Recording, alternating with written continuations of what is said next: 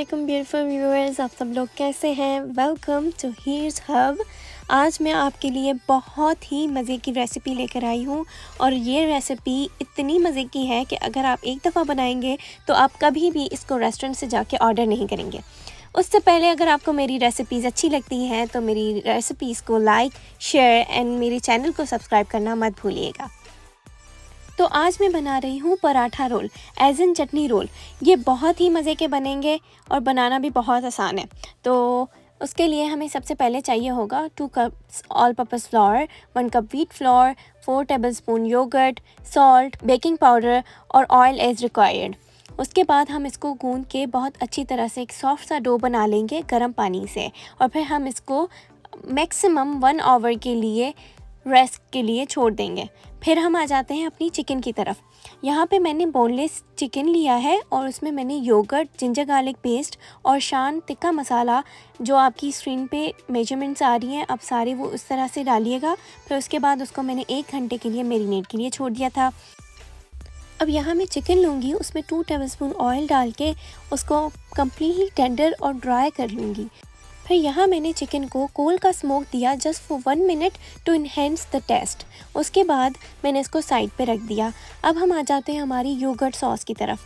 तो yogurt sauce बनाने के लिए हमें चाहिए होगा 4 tablespoon of yogurt, 2 tablespoon cilantro, 4 green chillies, salt, cumin powder और पिंच गार्लिक पाउडर।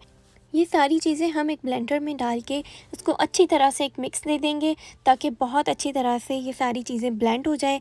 और फिर हमारा रायता रेडी है, एज़ इन सॉस रेडी है।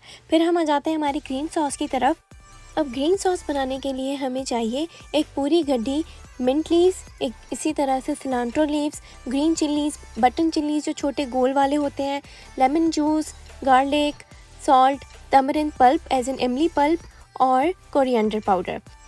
और फिर ये सारी चीज़ों को लेकर भी हमने अच्छी तरह से इनको ब्लेंड कर लेना है मिक्सर में, और फिर हमारी ग्रीन सॉस भी रेडी है। यहाँ पे मैंने एक अनियन लिया और उसको मैजिकली स्लाइस कर लिया। अब आपको तो अपने हाथों से ही करना पड़ेगा क्योंकि ये जादू आपके पास नहीं है। चलें फिर हम आ जाते हैं हमारे पराठों की तरफ। तो यहाँ मैंने एक पेड़ा लिया और ऑयल की हेल्प से इसको अपनी रॉकेट जैसी स्पीड के साथ फ़ौरन से स्प्रेड कर लिया, ये देखें। और फिर हमारी पूरी पराठा ऑलमोस्ट बेल चुका है। आपको बिल्कुल इवनली स्प्रेड करना है इसको, लाइक बिल्कुल थिन हो, कहीं से मोटी कहीं से पतली ना हो।